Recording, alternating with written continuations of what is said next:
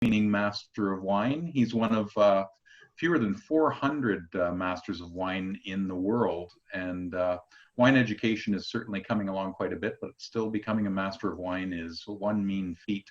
I actually was helping a friend here in Canada study for it, and I could not believe the depth to which they study wine. And as a result, I would say that the wines that he makes, I'm drinking a Sedalian today. They are absolutely amazing. And so he's learned how to make good wine. And I think it's also an art, a craft, as well as a science. And I'll let Sam get into that. So without further ado, from New Zealand, Mr. Sam Harrop, MW. Thank you very much, Michael. And yeah, thank you for joining us. I am on Waiheke Island, and some of you know it. It's a pretty spectacular place to live. I'll just give you, actually, I'm at a very nice restaurant called Kimaha, which is just open on the boulevard of Waiheke's most beautiful beach. It's called Onitangi Beach. And I'll just give you a little snapshot of where I'm sitting. Unfortunately, the weather isn't great today. It's been a beautiful summery weekend, but you can sort of get a feel for where I'm located. It's a pretty spectacular place. And I'm fortunate enough to do a bit of consulting for this restaurant, help them with their wine list. So hence the reason I'm calling from this location. But yeah, very fortunate to live on Waiheke. It's in the north of New Zealand, and I make all my wine here. And just tiny, tiny volumes of wine. And it's really a pleasure to be making wine this way. I've been making wine for 26 years. Straight out of university, I discovered my love for alcohol by spending too much time in the pub when I should have been in lectures. But thank goodness I did spend time in the pub, because it took me on a journey that I've never regretted. I've never looked back from. I went to Auckland University for a commerce degree, and then went on to winemaking in Lincoln, and then started my winemaking career from that point on. I've done vintages all over the world, places like France, a lot of vintages in Spain, obviously New Zealand, Australia. I worked in Napa Valley, Sonoma Valley.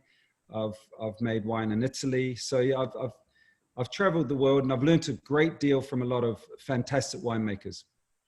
And so before I sort of carry on with the little blurb introduction about my sort of philosophy, my project, just to say up front, please send me some questions. There's nothing worse than a Zoom call without questions. So there are no silly questions. There's only silly answers, and I'll try to avoid silly answers, but please ask questions. It will make for a more interactive show. So the wines I'm showing today, and here is a shot of them. I don't know if you can see that. Let's have a look, get that out of the way.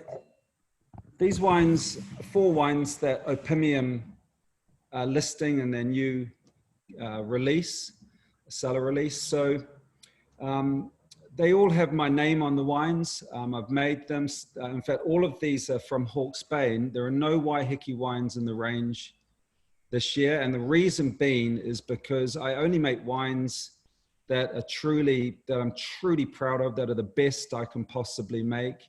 And if the quality of the vintage is just not there, I will not make that wine. I bring in fruit from some of the best vineyards in Hawke's Bay, ship in refrigerated containers all the way up to Waiheke on a ferry, and make the wines on Waiheke Island. So we're tasting 4 wines today. Now, I started this project in 2013. I've been living abroad for 15, 16 years, mostly in London. And I had a young family 11 years ago. And so, 2013, we decided to move back to New Zealand. And rather than go to Auckland, we came to Waiheke for the community feel, the small population, and to be around nature. Great place to bring up kids. That's what we did. And I couldn't help myself. I just can't help myself around wine. I started making some wine from the 2013 vintage from a Chardonnay, very cool Chardonnay vintage on Waiheke Island. And indeed, Opimium have bought this and sold this to their customers in the past under the Sedalian brand, which is the brand that Michael just showed you. Right. And from there, it sort of snowballed into 10 cuvées. I make 8,000 bottles a year, between 6,000 and 8,000 bottles a year, and now but 10 cuvées. So on average, around 800 bottles a cuvée. Tiny nano vinification, essentially. It's insane. It's a folly. My wife has threatened to leave me many, many times because of my madness. But I've managed to hold on to the winemaking project. I managed to hold on to her so far. So I'm all good there. But the actual inspiration for this mad project is most certainly not commerce. I don't make any money. It is really to inspire, reinvigorate my passion. And it's really succeeded in that. As a winemaking consultant traveling around the world, telling people to do various bits and bobs to their winemaking, to improve their winemaking, you risk losing the true meaning, the true reason for why one gets into wine when you're instructing. And so I wanted to get my hands dirty and as I say, reinvigorate that wine, love and joy of wine. And it's very much been a success in that regard. I focus on Chardonnay and Syrah primarily, but I also make a little bit of Fiano and indeed Cabernet Franc. So they're the 4 varieties I work with, and as I say, 10 different cuvées. I came back to New Zealand many times before we moved back to New Zealand because my job brought me back every year. And I was amazed over that 15-year period I was away, coming back to New Zealand, how quickly New Zealand wines were progressing. And not just basic Sauvignon Blanc from Marlborough, I'm talking about fine wine. It has come so far in our very, very brief history as a winemaking nation. I mean, we've been making wine here for, I guess, 150 years, but seriously making wine only really 35 years. And I'd say really we've only seriously been making fine wine or trying to make fine wine for 15 years. So it's very, very short history. But as I say, coming back, I've seen huge progression, and that very much inspired me to do my bit to help put New Zealand on the fine wine map and try and challenge conventions and the winemaking. And that's very much me. I want to provide a fresh perspective to the wine industry. I want to speak to my consumers, the customers, the trade in an accessible manner. I want to make wines that challenge conventions. And coming back to New Zealand fine wines, typically, even still today, most of them are stylistically driven. By that I mean they don't express a sense of place as such. More and more producers are moving towards terroir as a leading concept, guiding their winemaking, but still even the best single vineyard wines have too much oak, a little bit too much alcohol, too ripe essentially. They're a little bit overworked, a little bit too much winemaking intervention. And I've really sort of taken a step back and thought less is more. I want to express the place. I want to express the vineyard. I want terroir, turanga waiwai, as we say in Maori, the place where we stand. And that I'm trying to make wines that express turanga waiwai, that add to the diversity of wine, that don't just follow the pack and make showy statements and win gold medals. These are wines that express a place. That is very much the core ideology that drives me. I want to make authentic wines, truly authentic wines. In fact, I co-wrote a book called Authentic Wines about 10 years ago. And for those of you interested in wine and are a little quite knowledgeable, but at times a little scared of the technical aspects of wine, I urge you to go out and buy that book, and you'll learn a great deal about winemaking. It's written in a very accessible manner. It touches on some quite technical points, but it's dumbed down and it's really easy to read. So I co-wrote that book, and that very much defined the manifesto that in the wines I'm going to taste and talk about today. Authentic wines. They must be sustainable. They must be sustainably made. They must express a place, a low intervention, and a sympathetic, what I call a sympathetic approach to winemaking, which is essentially where intuition and methodology meet. So it's not too intuitive like the so-called natural winemakers or the random winemakers, as I say, and it's not technical, overly technical with embracing too much science. It's where the two meet, intuition and methodology. That's very much my philosophy when it comes to low intervention. A wine must be bottled in a stable format. It must improve with age, unlike so many of the iconic premium wines that today do not improve with age. I do believe my wines show more sense of place as they age and bottle. That is absolutely vital to my mission. These are wines that I release later, after 18 months, later than most, and that can improve with age and show their sense of place for many, many years. Okay, so that's a little bit about me and my project. I think I've touched on everything. I've obviously spent a lot of time in Europe, and so that goes without saying that I've been influenced by the European winemaking, the appellation control approach, sense of place, terroir. I like lighter styles. I do believe you can only see the true heart of a vineyard when you almost make a naked wine. So not so much new oak.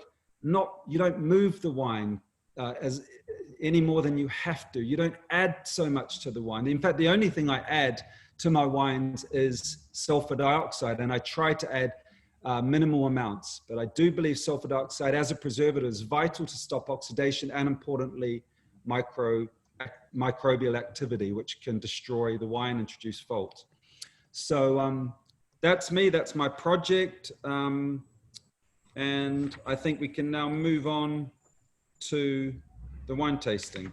Drink some wine. Oh, no, go ahead. One final thing, Michael, and it's important because I mentioned earlier that I don't make these wines. This project is not about money. And I must be very clear, I'm not a wealthy guy. So and this is where my wife calls it a folly, and I can see that.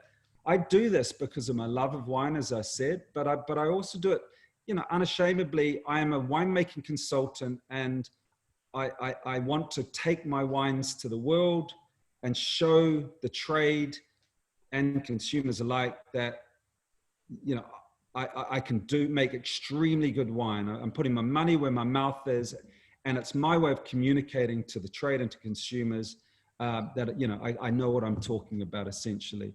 And so essentially it's a business card as well, and a very expensive business card.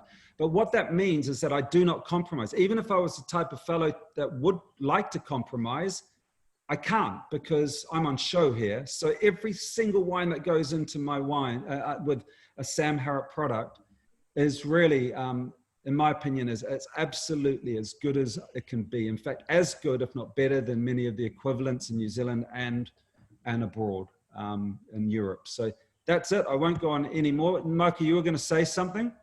Oh, I was just going to say, yeah, let's drink some wine.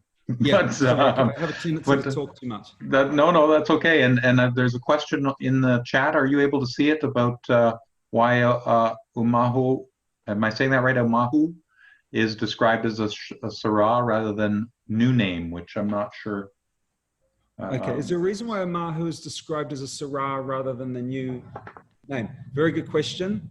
I've already alluded to my European influences in terms of winemaking philosophy, and the Shiraz you see in Australia is very much understood by the trade and a lot of consumers to be a big, riper, richer, more alcoholic, sort of more extracted, syrupy almost sort of style. The Syrah that you see in France, northern France in particular, sorry, in northern Rhone, I should say, Côte Rôtie, Crow's Hermitage, importantly, which is a great inspiration for me, is very elegant and fine and peppery. And so my wine style, my Syrah styles are very much in that mold, in that Syrah mold. They're the same variety, Shiraz and Syrah, but they're two different expressions of that variety. And very much, I follow that French Syrah expression. Okay, so moving on to the first wine. This is the Grand Amateur Watchmaker Chardonnay 2019. Right, so this is from a vineyard in Hawke's Bay in Bridge Parr, which is, I believe, the best wine growing region for Chardonnay in New Zealand. It's, some of you may have heard of the Gimlet Gravels, which is a very stony, very warm wine growing region inland from the Pacific Ocean, just inland from a city called Hastings. Bridgepower is not far from Gimlet Gravels, about sort of 3 or 4 kilometers. The soil is very, very different. It's still have your stony soils, but a lot more alluvial influence, cooler soils, more solid soils, rather than a little less free draining. So you get, although the weather is and the climate is very similar, you get Chardonnay in particular that is less right than the warm Gimlet Gravel style, and showing more lemony characters, wonderful acidity. Sometimes you get a bit of pineapple, and this wine, as I've said already, my style is very much lower levels of new oak in the blend. And so the 19, it's still very, very young. In fact, Canada, it will be released for the Opimium. You'll be, Wine Club, you'll be the first market to take this. It's just showing so well at the moment. It's got this wonderful citrus core on the palate, lemon and grapefruit. It's still quite closed. And on the nose, there's a lovely flinty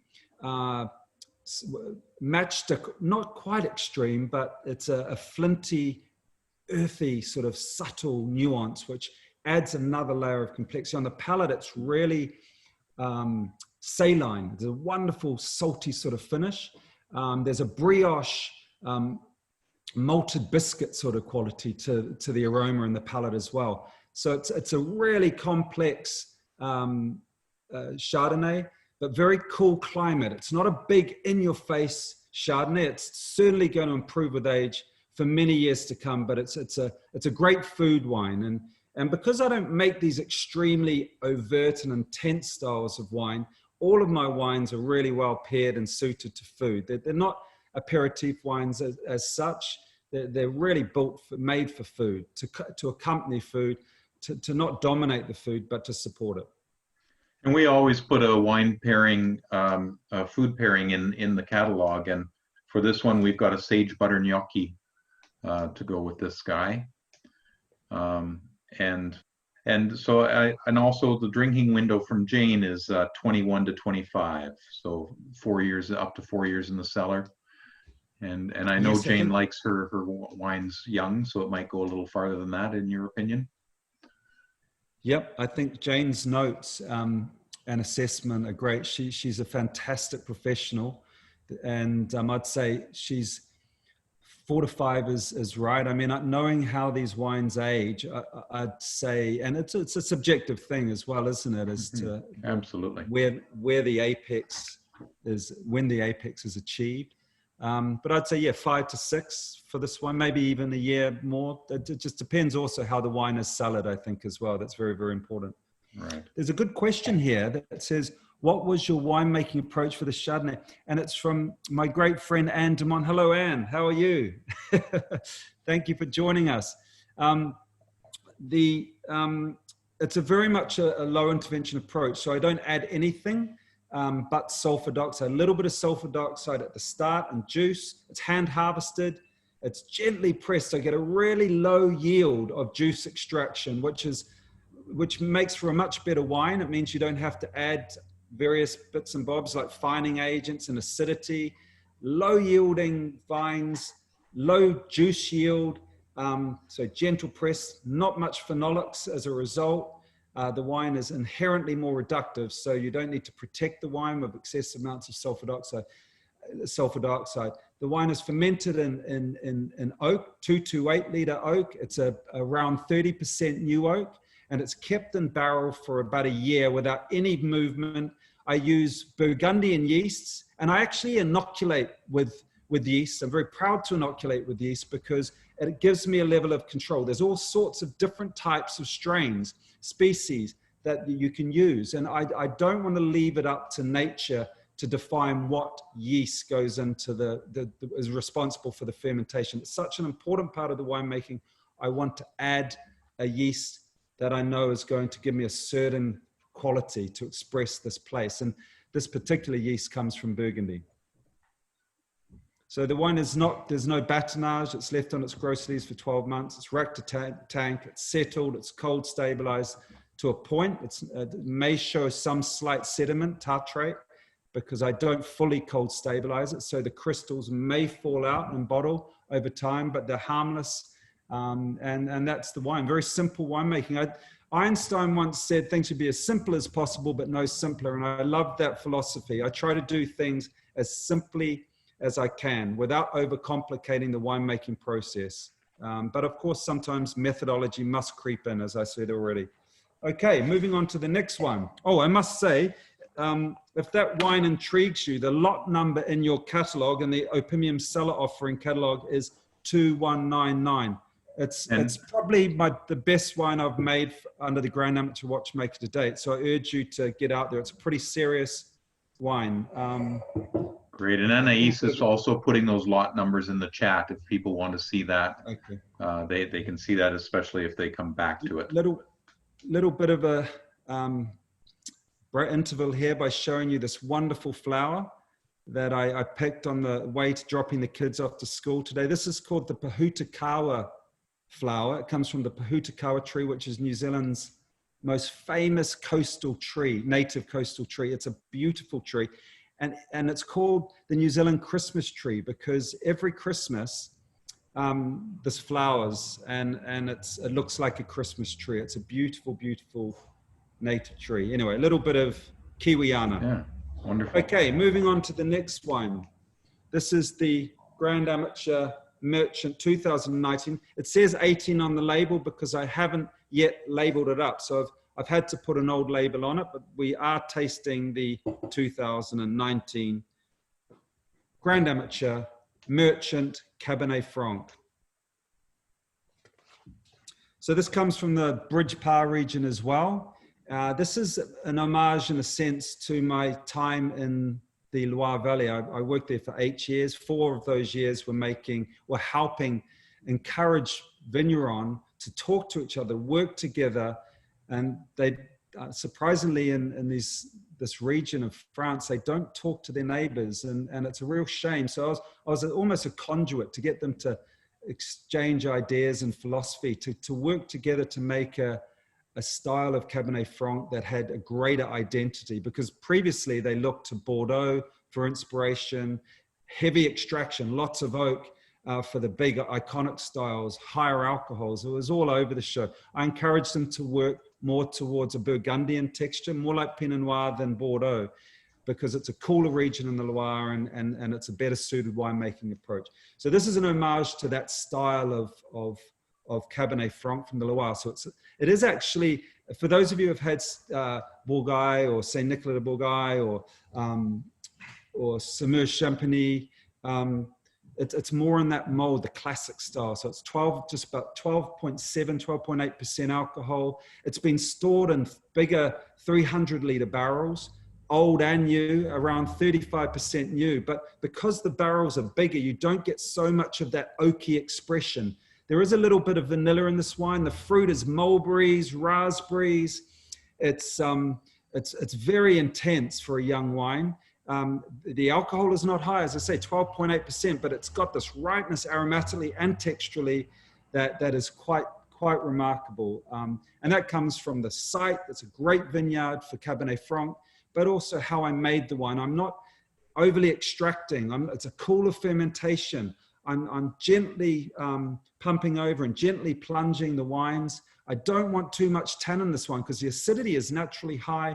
This is a Cabernet Franc for you Pinot Noir wine lovers. It really is. It's a fragrant, elegant, subtle. The tannins are very subtle and supple and fine grained. It's a really interesting wine. I urge you to get out there and buy a case of this. It's drinking so well at the moment, but it's going to continue to improve, I think, for 3 to 4 years. And you're actually drinking that from a Pinot glass, aren't you, Sam? Yes, yeah, correct. Yes, so, okay. I mean, it's interesting, Michael, because in New Zealand, I've just released the 18 actually. And I talked to the customers and the trade about this wine, this Cabernet Franc, more like a Pinot Noir than a Cabernet Franc as we know it, you know, the Bordeaux sort of Cabernet Franc. It's light, it's fresh, and sales have just gone really, really well. I mean, it's on by the glass at restaurants, and consumers are just loving it. So I think some consumers are a little scared of the Cabernet being a little too dry and a little over extracted. But when they're told that it's almost a Pinot Noir like texture, they're all over it and they love it. They come back for more. Good to know. This is the 2198, lot number 2198 in the Opium Cellar offering for those who are intrigued. Okay, now we've just talked about a Loire style Cabernet Franc. This is a Bordeaux style of Cabernet Franc that I made from the same vineyard as the previous wine, but it's a different parcel. It's a slightly lower yielding parcel. It's been made in a different manner with smaller barrels, a little bit more new oak. It's a warmer fermentation temperature, a bit more extraction, trying to get a bit more tannin. So it's more in that sort of Bordeaux style, but it's still very, very elegant in its texture. It's not a drying wine. It's a slightly grassier sort of expression. It's got this what I call a mint and a tomato leaf type of expression on the nose, but with this cassis, this wonderful black currant cassis. Mulberry comes through again, and there's more oak, there's more vanilla presence, cedar presence coming through, toastier red fruit expression. You can see now that it's aged, it's starting to really leap out of the glass. It's in a really sweet spot at the moment. The 19 Cabernet Franc Merchant, the wine we tried before, a little bit more closed, but that's just going to grow into a similar style aromatically. I've already talked about those stony alluvial soils in the Bridgepower region, perfect for Cabernet Franc. I think Bridgepower is great for Chardonnay. It's also extremely good for Cabernet Franc. And Cabernet Franc is a difficult grape variety to grow and to make into exceptional wines. France very much owns the great Cabernet Francs of the world. Others try, but like Pinot Noir, Burgundy, but very few are succeeding. I'm really proud of this wine. It's a really interesting wine. It's going to go the distance as well. It's spent 12 months in barrel. What else can I say? Texturally, it's a little bit more structured, as I said earlier, than the Cabernet Franc, the 19 Cabernet Franc that was made in that more lighter, fresher Pinot style. Right, and we've got a few questions here for you where they're backing up a bit. Claire was asking about having 2 bottles of the Grand Amateur Syrah, and she hasn't seen that in the last couple of offerings, but that the Cab Franc sounds delicious on the Grand Amateur. We had the 18 Cab Franc, I think, in the last offering. Yes, not the Syrah though. Syrah, yes. But the Syrah, unfortunately, I haven't provided a Syrah in the Grand Amateur range this year, but I have in the offering, we have this Mahu, which is a pretty special wine. Right. I also make wine every year in Spain. And in 2018, I took my family to a place called Rioja. In fact, a sub-region of Rioja in the north of Spain called Rioja Alavesa, for those of you who know that area. It's the Basque part of Spain, and it's high altitude limestone soils, old vines. It's got nothing to do with Rioja, the greater Rioja region. It's like the Grand Cru of Rioja, essentially. And my business started a winery over there, actually, and 18 was our first vintage. I know the region well. I've been going there for 15, 20 years, but I came back and this wine was already in barrel, and I thought, I'm going to make an homage to Grand Reserva, Rioja Alavesa, and here's the twist, out of Syrah, obviously not Tempranillo, which is the king of Rioja, the red grape of Rioja. But I wanted to keep the wine in barrel for 2 years and then 1 year in bottle. So it's a little left of field. It's for New Zealand Syrah, it's only 12% alcohol. So when I say an homage, pre sort of Robert Parker era, a lot of the best producers in Rioja Alavesa were making Tempranillo, Grand Reserva Tempranillo, sub 12% alcohol. So these wines, as they age, are truly Burgundian. They're incredible. You taste a 20-year-old, 30-year-old Rioja Alavesa from a good estate alongside a 20-year-old Great Burgundy. It's really hard to tell them apart. They age very, very similar in a similar way. This at the moment has got this wonderful chocolate and black cherry character, really, really intense. A little bit of that sort of strawberry and sweet aged balsamic character. It's really complex. It's not what you would expect from a typical gimlet gravel Syrah, which is 14.5%, lots of new oak, lots of bright sort of pepper, lots of bright blue fruits. This is way more complex. It's really benefited from those 2 years in barrel and then 1 year in bottle before release. In fact, you guys once again are going to be the first market to get this wine. It's pretty special. I was pretty scared when I released this. So I showed this to Jane, that I thought she may find it too atypical for New Zealand Syrah, but she fell in love with it. It's really, truly a unique wine, and I hope you guys will like it. It's a perfect Christmas wine. It's a perfect winter wine. It's a really interesting wine that very much says what I stand for, which is challenging conventions. It's a fresh perspective on the Syrah grape. And so I'll do another couple of questions as we're transitioning here. Josh Fraser's asking where the wine names come from, watchmaker and merchant, that are in the Grand Amateur line. That's a great question. Thanks. I'll try to answer it in 2 minutes. It's a long one, but just very quickly, on the label, you see the sun, and then this is Venus transiting the sun, right? My ancestor, a chap called Jeremiah Horrocks in the 1600s, was the first person to witness the transit of Venus. He was a young guy. He challenged conventions as well. And he was from a family of watchmakers, hence the reason the Chardonnay is dedicated to Jeremiah Horrocks. There were another two mathematicians who got involved in the equations to establish when that transit of Venus would happen. And one was a merchant, the other was a gentleman. So I'm just sort of channeling back to my ancestors and what they achieved through that brand and those who supported them. I mean, the whole Grand Amateur name is really a statement to say, I do believe that the greatest innovations, the greatest discoveries in the history of mankind have been from people who do not have patrons, the people who are just driven by passion, by hunger, thirst for knowledge. They're not paid to do their work. They do it for the love of their hobby, of their profession. And that very much, that's me. I'm not getting money from this. All I'm getting from this, well, the main thing I'm getting from this is joy and passion and the opportunity to explore without compromise different techniques, to challenge conventions, to do things differently, because I don't have market pressure. I make small volumes.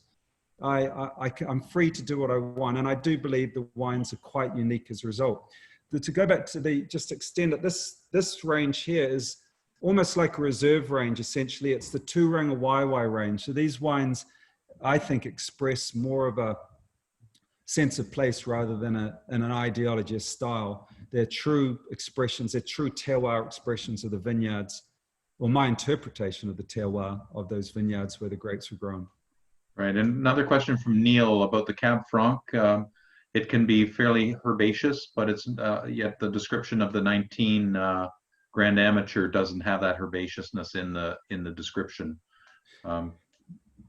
Yeah, that's a great question. I'm glad yes. you brought that up.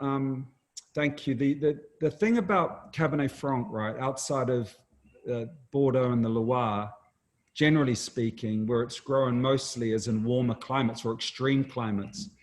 So in northern Italy, even in Napa Valley and California, South Africa, Australia, it gets this green methoxy character, your capsicum character, but that becomes quite dominant.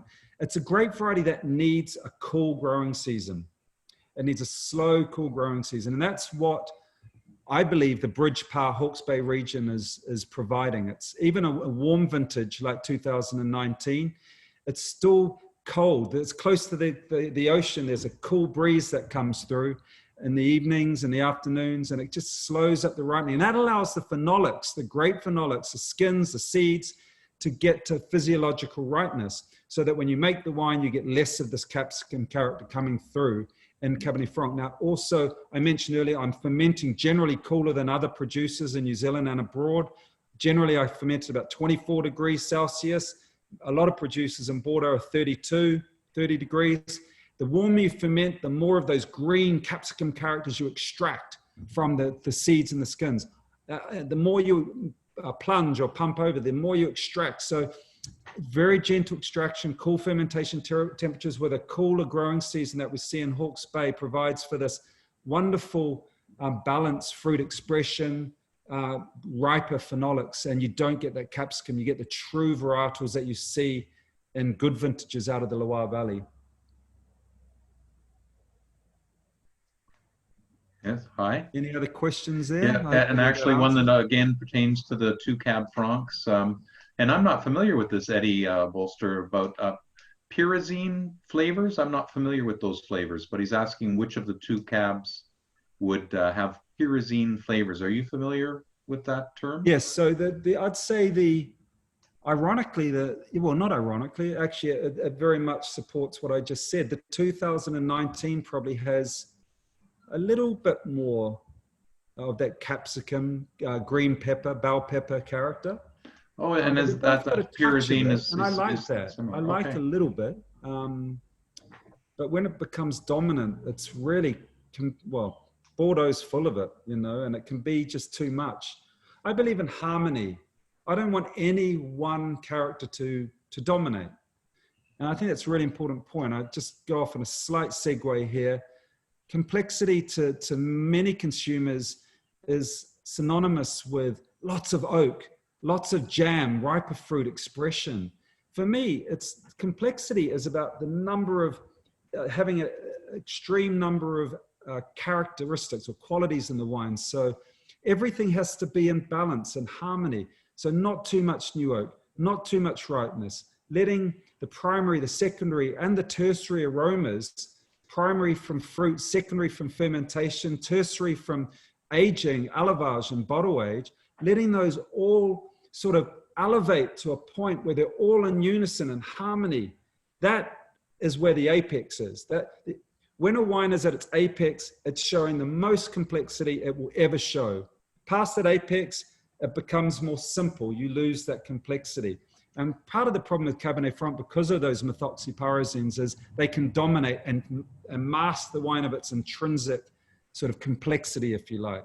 I try to make really balanced and harmonious wines that are for the mindful consumer, you know, who wants to give the wine air, open the wine 2 hours before they serve it, maybe decant it, study the wine without being too much of a geek.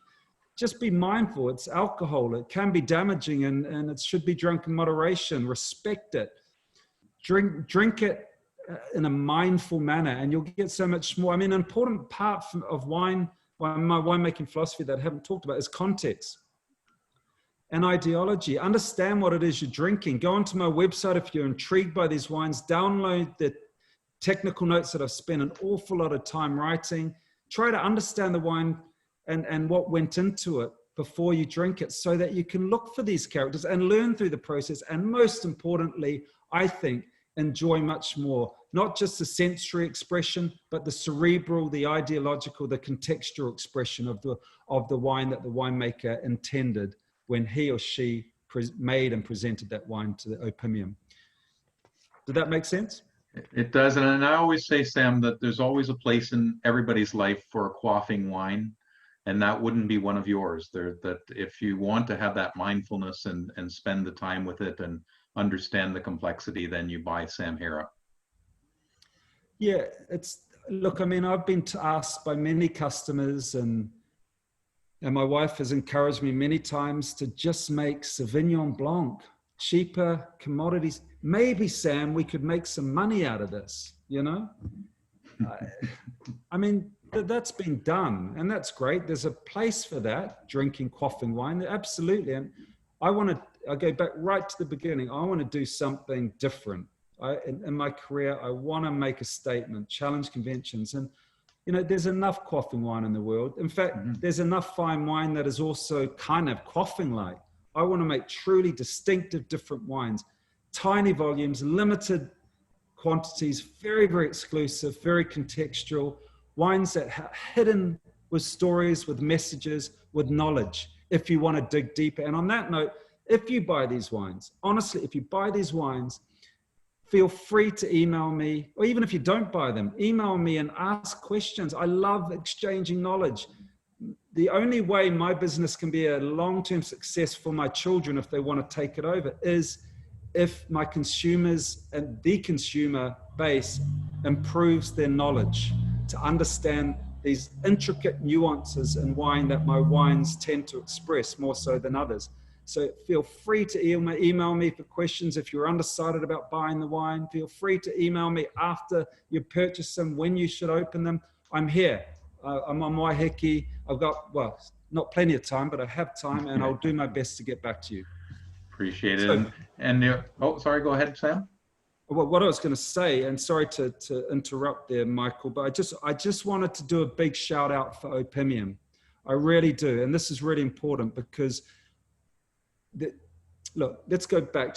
There are so many producers, and there have been so many producers like me around the world that start their project with their name on it or with another name as their dream. They may have been a doctor, a dentist, a surgeon, frustrated, wanting to follow their dream, retire early and start a vineyard. And so often that dream turns into a nightmare, and it's just horrible, because wine making is hard. Wine selling is hard. Making profit out of wine is hard.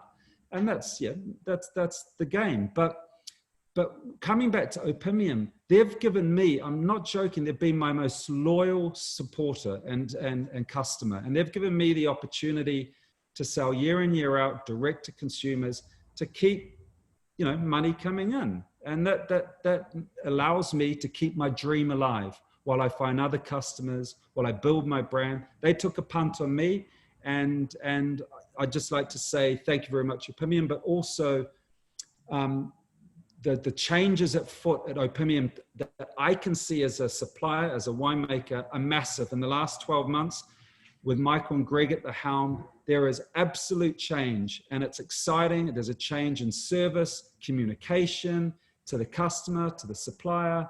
It's exciting times for Opimium. It's exciting times for Opimium consumers. So stick with them, tell your friends, encourage that it is a new generation at Opimium that are going to do great things in the future. Thank you, Sam. That's very kind of you. And if I can return that favor and say how much we appreciate your being one of our producers, and we really appreciate that kind. I think we are built on those relationships, and ours with yours is a pinnacle of that. So, and we've still got some more questions. You get to choose one of your children as favorite. Which of the two Cab Francs would you suggest? Which do you prefer? What you mean to put aside for my children? It's just no. What I mean is to say which is your favorite of the two Cab Francs is like choosing your favorite child, because you like country. Yes, that's right. So I think I have a real soft spot for the Loire Valley, and I've got to say the Grand Amateur, and it's the more affordable of the two, but it's more of a preference on ideology. It's the context. There's more. I think there's probably more context in the less expensive Grand Amateur wine. So I'd say the Grand Amateur, just because I have so many great memories of the Loire, and I'm such a big fan of Loire Cabernet Franc, and I love bigger barrels. I think it's a more integrated, less manipulated wine. They're both very low intervention compared to their competitors, but for sure, the Grand Amateur Merchant is a lighter, fresher. It's challenging conventions. It's more me. It's more my preferred child, if you like. So Eddie, 2198 wins by a hair. And Paul would like to know how many cases of the Syrah were made. Well, I don't know how many cases. I think it's roughly around 1,100 bottles. So, like you've said, tiny, very tiny amount. Sorry, what was that? That is a very tiny amount of wine by any measure. Yeah, so that's probably that is definitely the biggest volume of the four. And the bridge Park Cabernet Franc, I think, is about 700, and the other two are around 1,000 bottles, maybe a little less. So it varies from one year to the next, depending on the vintage. But yeah, tiny volumes, and it's insane. As I say, it takes a lot of time, takes a lot of passion, but I'm very fortunate that I can do this. Not a lot to do on Waiheke apart from hang out on the beach and make wine. So and I'm privileged in that regard. There's a question to make wine and sell the wine. But there's a question about extraction. You talked about less and more extraction, and I think it came from you're talking about the seeds and the skins in the Cab Franc. Can you talk a little bit about extraction and what the difference is between low and high? When I talk about extraction, I'm talking about primarily extraction of phenolics, so tannins, and not just tannins from the grapes and the skins and the seeds. It would be tannins from the stems if I used whole bunches, but I don't. I only use whole berry. I don't crush my berries, but I don't do any whole bunch, which is including the stem. That's becoming quite popular in Pinot Noir and Syrah, but I don't do that. But you also get extraction of phenolics and tannins from the oak. And because I use the very best coopers, I believe, certainly some of the best from the Hermitage cooperage, they season their barrels for a very long time, and they're a smaller cooperage, so there's no compromise, and they've got really low extracting sort of processes, so you don't get, when you use the barrel, you don't get those bitter wood tannins that can so often provide a sharpness to the back of the palate. I don't know, for those of you, some of you may know when you've had like a Californian Cabernet or a Californian Pinot Noir where they've used too much new oak and not a very good new oak. It's almost like needles going into the back of your palate.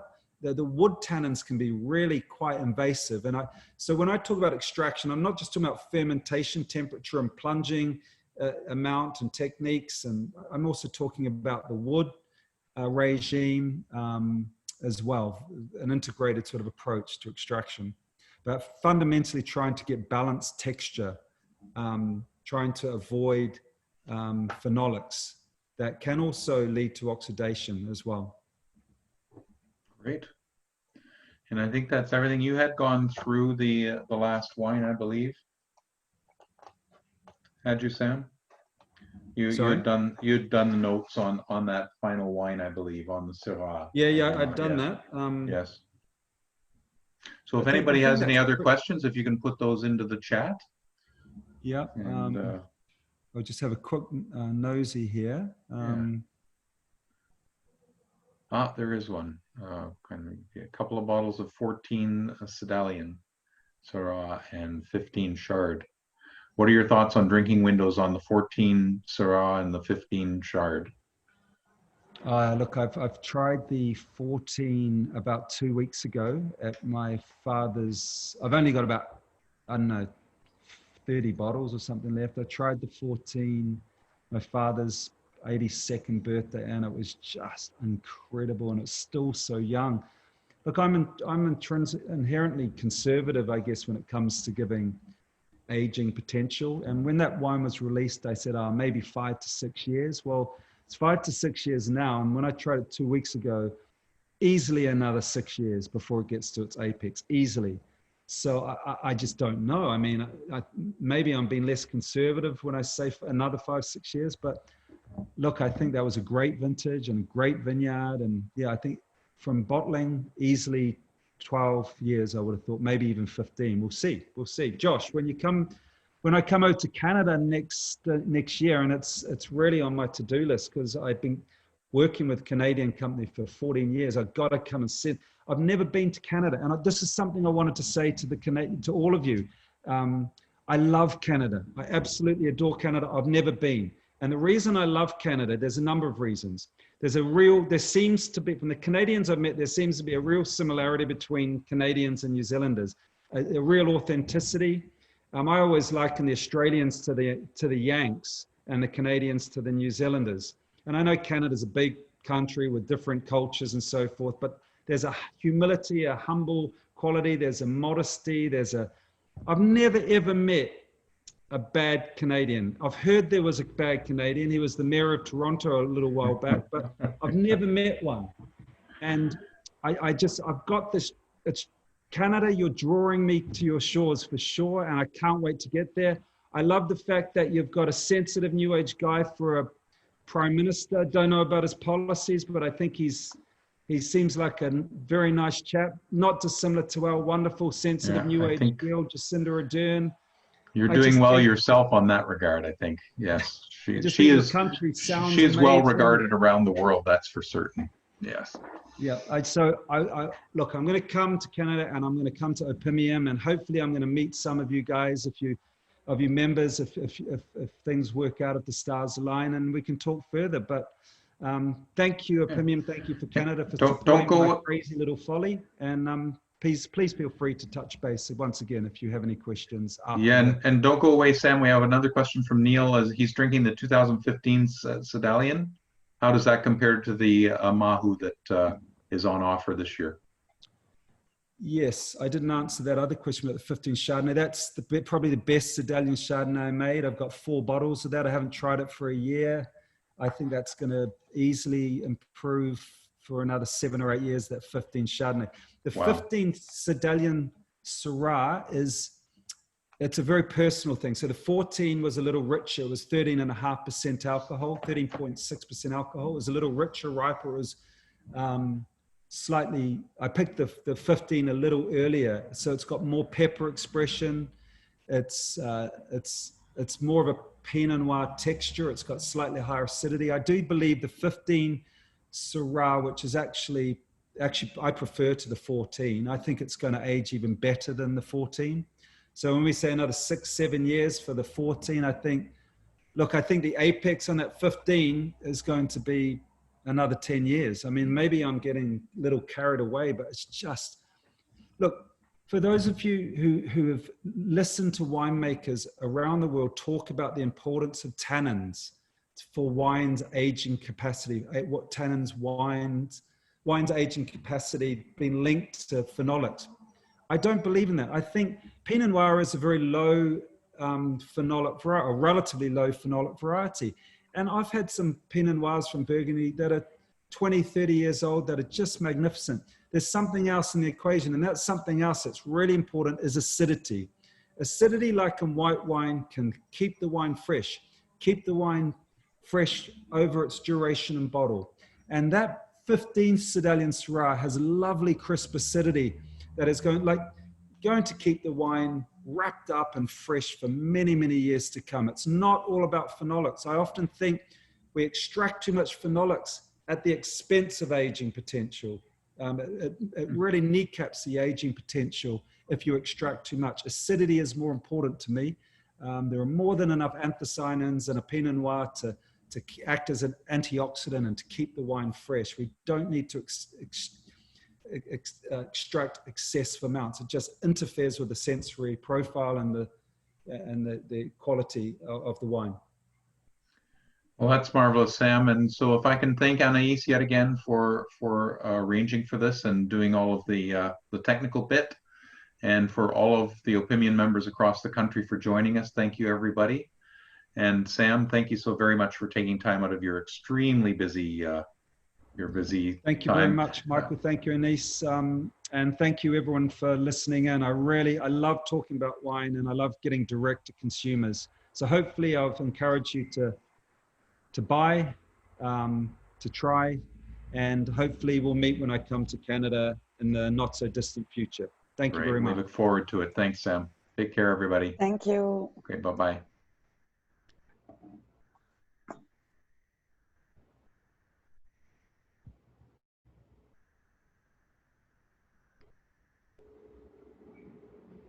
See you, Josh.